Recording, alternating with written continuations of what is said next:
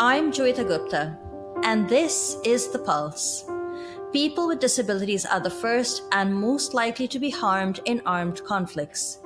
They are at higher risk during fighting and contend with heightened abuse, stigma, and trauma.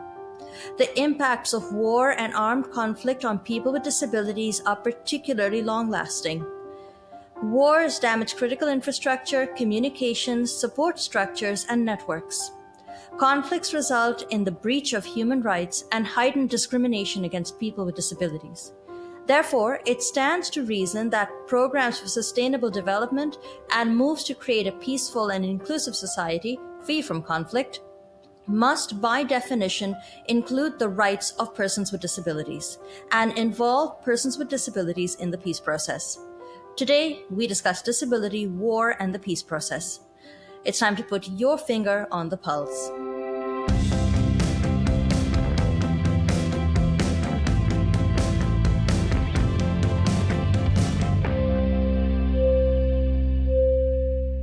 Hello and welcome to The Pulse on AMI Audio. I'm Joeita. Joining me today is Kesah Princely Nfortoh, who is the founder of an NGO, the Foundation for the Empowerment and Inclusion of Persons with Disabilities, and is also a disability advocate and journalist based in Cameroon. Thank you so much for joining me today, Kesah. It's great to have you on the program. Welcome. Thank you very much for having me, Joeita. I'm very happy to be on the show today. For those of us living in Canada who may not be familiar with the situation in Cameroon, can you tell us briefly about the conflict, the Anglophone conflict that has been raging in Cameroon for several years now? Thank you very much for that very important question. Like you already mentioned, that I am a disability rights journalist. Let me also add to our audience that I'm also a lecturer of conflict resolution, and I am a person with visual impairment, also a disability rights journalist running Disability News Africa, which is a network connecting journalists with disabilities from around the continent to tell the disability side of the story. So again, I'm quite glad to be on the show. And the Cameroon Anglophone conflict started in 2016. It started as a socio-political crisis among lawyers and teachers who in separate protests demanded better working conditions. Neglect by the country's Francophone-dominated government. Remember, Cameroon is a bilingual country. And so neglect from the country's Francophone-dominated government made what started as a socio-professional crisis to escalate into an armed conflict that was in 2017, when we began having separatist groups growing up from across different districts of the country. And these separatist groups were angry because youth who had taken to the streets of Cameroon shortly after, that's Anglophone Cameroon. Cameroon had 10 regions. 8 of them are Francophone, that's the majority, and 2, that's the northwest and southwest regions, are actually Anglophone. So when these youth, their thousands, took to the streets, crisis group and other international based organizations like even Human Rights Watch reports that, or reported that these youth were actually, Cameroon's defense and security forces were brutal on these youth. And because they were brutal, most of them now decided to form armed groups, most of which are financed by some Cameroonians who are seeking asylum in Europe, in America, and other parts of the world. So they started financing these groups. And since then, we've had continuous fighting where we've had more than 6,000 people killed, according to Human Rights Watch. We've had over 600,000 people displaced internally and externally. And I can tell you that this conflict has had a heavy repercussion on persons with disabilities. We've had hundreds of them killed. We've had some of them who are suffering from having access to healthcare. Some do not have access to education. Let me tell you that my master's thesis actually hinged on the impact of the conflict on persons with disabilities. And you wouldn't imagine that, like in a university, that's some of the findings. In a university setting like the University of Bamenda, which is capital of the Northwest region, armed men raided the campus, and while people were struggling to run, persons with disabilities, especially blind people, did not know whether to go left, right, front, or back, and so they were forced to lie on the ground while people walked on them. We have situations where people have been abandoned in villages because as they flee from the brunt of the conflict, persons with disabilities have difficulties fleeing. Consequently, they are abandoned in villages. and some of them have died, not of gunshots, but of starvation and abandonment. So it's quite a terrible situation. Most of those who were breadwinners in their families are now beggars on the streets. They barely have even a meal for a single day. And that's why we of the Foundation for the Inclusion and Empowerment of Persons with Disabilities have been struggling to see how we could avert the devastating, the horrendous consequences of the conflict on persons with disabilities. Though we've had a lot of difficulties, but we try as much as we can to ensure that persons with disabilities can stay protected. Because I can tell you without mincing words that international humanitarian law applicable in times of armed conflicts is violated with impunity by both separatist fighters, but also government forces who do not seem to understand the law. And this has put persons with disabilities in a double degree of tragedy. Their impairment on the one hand, but also the conflict on the other hand, Joeita. In April, I read an article you had published about a blind university student who had been kidnapped. Can you tell us a little bit more about what happened to that person and how he's been dealing with the aftermath of the kidnapping attempt?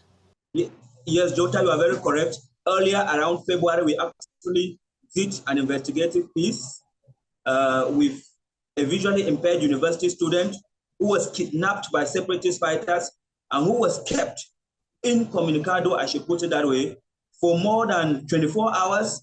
During that time, he didn't eat and he was brutalized.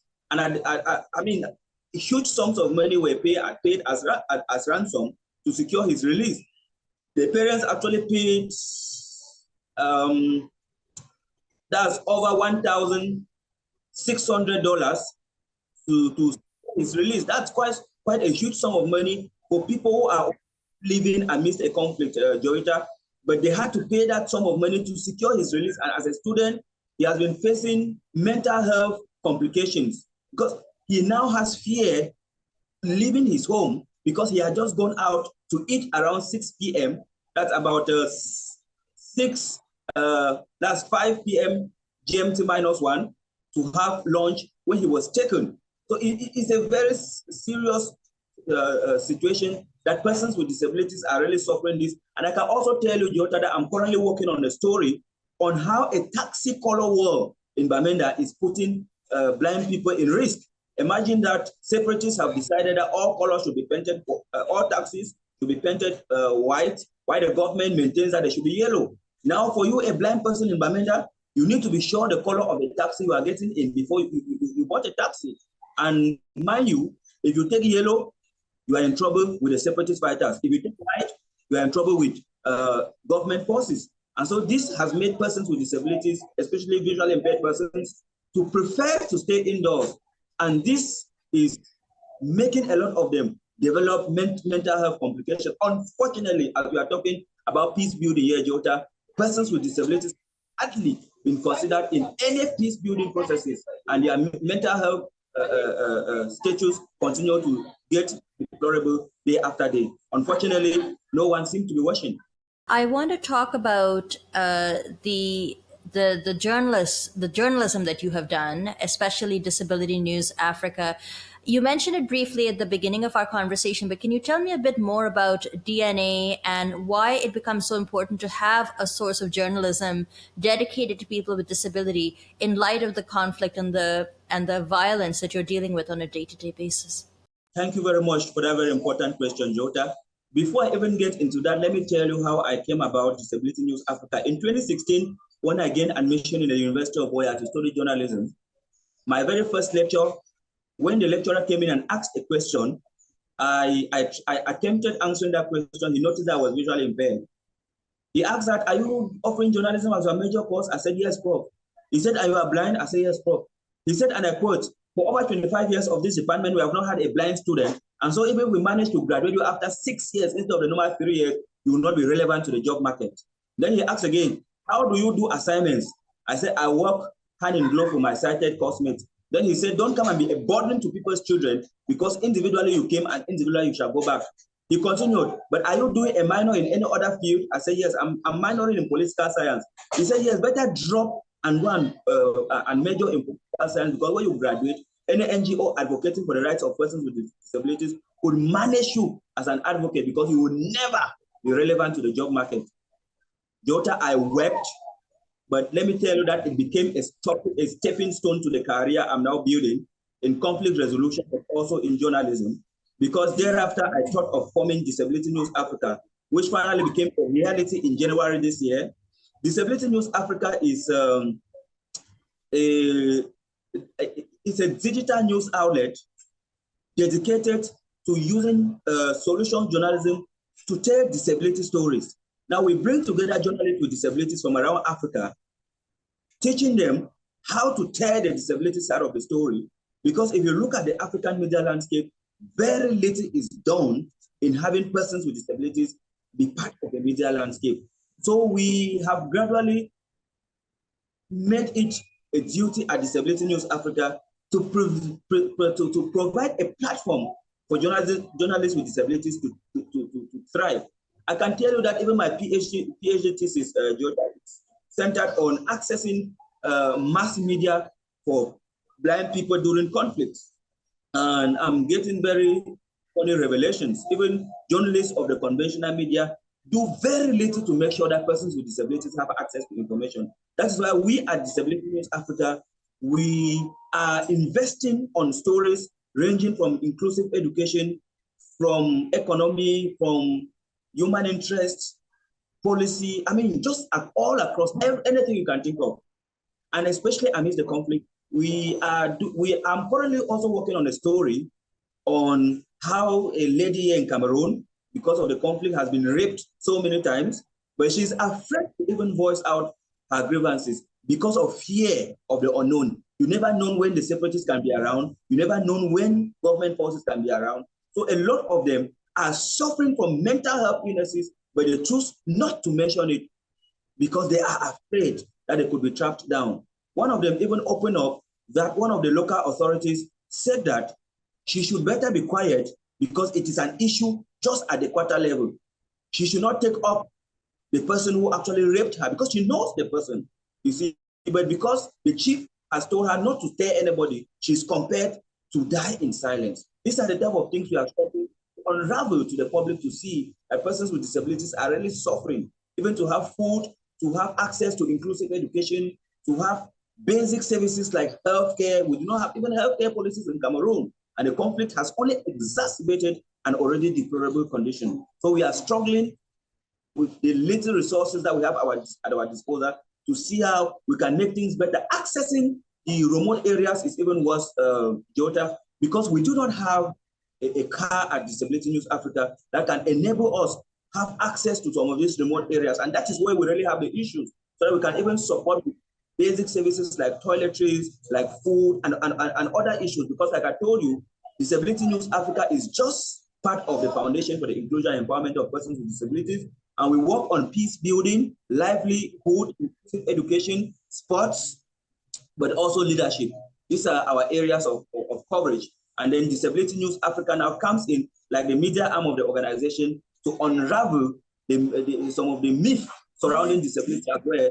Because disability and marriage in Cameroon, for example, is a serious issue, just like elsewhere in Africa. That's why we don't want Disability News Africa to just be a Cameroonian network, but to connect journalists from around Africa. And this is what we do to support the vision. We have developed a rigorous fellowship where we hope to be training youth with disabilities who are passionate on journalism to have the basics of reporting, disability issues. We also have, apart from the fellowship that we have developed, we also open up to receive, pitches from journalists around Africa who have disability or not, who can tell stories about disability, uncovering some of the issues. But unfortunately, we have not been able to implement the fellowship. We have not also been able to start accepting pitches because of financial resources. So that is what we've been able to do since this conflict started, just to know that it is affecting more than 3,000 persons with disabilities in this part of the country, that's the Northwest and Southwest regions. I'm speaking to you from Boya, which is actually capital of the Southwest region of Cameroon, where I live and work, Doctor. This may not be a priority given that there's so there are so many barriers for people with disabilities in education, in healthcare. There are so few mental health supports. Just day-to-day living is become so difficult because of the conflict. But I'm curious about the role that access to technology, especially digital technology, might play in, first of all, getting the stories of people with disabilities out there, but in also addressing some of the barriers that you've alluded to in terms of the impact of the conflict, and perhaps also involving people with disabilities in the peace process. That's a very important aspect, Joeita. I'm actually a promoter of inclusive digital technologies, and I'm just returning from Kenya, where I took part in the Inclusive Africa Conference on Digital Technology. In fact, I received an award as Best Disability Inclusion Influencer, and we have been having a lot of trainings here in Cameroon, teaching persons with disabilities on how to use assistive technologies. But I can tell you that assistive technologies are very costly. Even just the white cane, just crutches, just artificial limbs, wheelchairs, they are very expensive, let alone talking now about digital gadgets like phones, like laptops. These are things that very few Cameroonians with disabilities have access to. Unfortunately, we cannot do without these things. So we also try to lobby as much as we can to have people who can support us with assistive technologies so that we are able. In fact, I worked on a story that was last October 2023, how access to white cane has made most persons with visual impairment to even choose staying indoors than going out, because we have noticed that the white cane is becoming, I should say, a savior to persons with visual impairment in this part of the country, because a lot of them have been caught in shooting, and because of the white cane, they were saved. And even those who were in their company, I have somebody who was sharing an experience how defense and security forces, government forces came in, they raided a drinking spot in Bamenda, and when they came in and started harassing people, and when they saw that he was visually impaired, they said, oh, we have a blind person here. Because of him, they actually set everybody free. People who had been apprehended and thrown in military trucks were released. So just imagine that he did not have his white cane. So unfortunately, the white cane too is very expensive in Cameroon. Cell phones very expensive, and laptops very expensive. And so it becomes so difficult for persons with disabilities to have this gadget. But I can tell you that their lives depend on this gadget, but they do not have access to these gadgets. Most of them are not even able to use these gadgets. And some of them are already giving into despair because they say it is needless learning how to use them when they don't have them. But we continue to sensitize, we continue to hold seminars and other sensitization media like the conventional media, where sometimes journalists invite us on talk shows like what you are doing for us to continue to sensitize. And each time we have a means, we have provided phones, we have provided laptops, white canes, wheelchairs to a few students. Unfortunately, the means to get many more beneficiaries benefit from this gesture has not been there, and so very few have benefited. And a lot of them are compared to remain indoors because of lack of these assistive technologies. There are so many gaps, and I'm sure that, I mean, I'm wondering it, so I'm sure that people listening at home are also wondering what they can do to support your efforts in the peace process and your efforts towards disability inclusion. What are the things that you feel would be of most help to you? Thank you very much for that important question. I think if there is anybody who is listening to the show and who feels motivated to support us with a few dollars, even $1, that person can get to us through, I think I'll share my contacts. We also have an organization bank account, but also I think it's important to get connected. So they can reach me out through WhatsApp on +237 674 667 7038. +237 674 667 038. And they can also reach out to me on my social media handles. On Facebook, I am at Kesah Princely. LinkedIn, I am at Kesah Princely. And on Twitter, I am also at Kesah Princely. So they can reach out to me through any of this media. They can also contact me through the host of this show. And of course, we can help a lot of people who are suffering, but who do not have access to so many services, Joeita. Where do you think people with disabilities can make an impact then in the peace process? If you hope to have an end to the conflict, what role can people with disabilities play given the disproportionate impact of the conflict on people with disabilities? What role do people with disabilities play in bringing about peace? Before I talk about some of the actions that we persons with disabilities have already taken, let me say here very categorically that the conflict in Cameroon has come to open up a lot of things that before now were not exposed, like the 2010 law on the welfare of persons with disabilities in Cameroon, which is beautifully written and whose text of application was out in 2018. But unfortunately, very little or nothing is done to promote the articles of that law. We have also the 2006 Convention on the Rights of Persons with Disabilities. Cameroon ratified in 2022, that was December 2022. But I can tell you with all certitude that very little is being done. Now, we persons with disabilities in Cameroon feel that this conflict would definitely come to an end. And if it does, then a new Cameroon is surely expected. And for that new Cameroon to come, persons with disabilities will not, be represented by persons without disabilities. We want to be part of the change, and the previous laws that were voted, we were not part of. And it's about time that we were brought to the table to also be part of the different processes that would lead to the de-escalation of the tension on the ground. We persons with disabilities have already begun having a lot of workshops among us, because for those mainstream workshops that have already been heard, persons with disabilities have hardly been consulted in peace building processes. Like there is the Commission on Reconstruction and Development, whose works is already underway, or whose works are already underway. But unfortunately, persons with disabilities have not been benefiting. So we are thinking that we could come in very strongly in ensuring that government structures, which before now have not been inclusive, can be made accessible to persons with disabilities. Markets and other community amenities we also hope to lobby that they are made accessible. But unfortunately, we have not been given the voice. And that is also what Disability News Africa stands for. That is what the Foundation for the Inclusion and Empowerment of Persons with Disabilities stands for. And that is what a lot of other organizations of persons with disabilities in Cameroon's northwest and southwest regions are advocating for. We hope we'll get there someday. Joeita.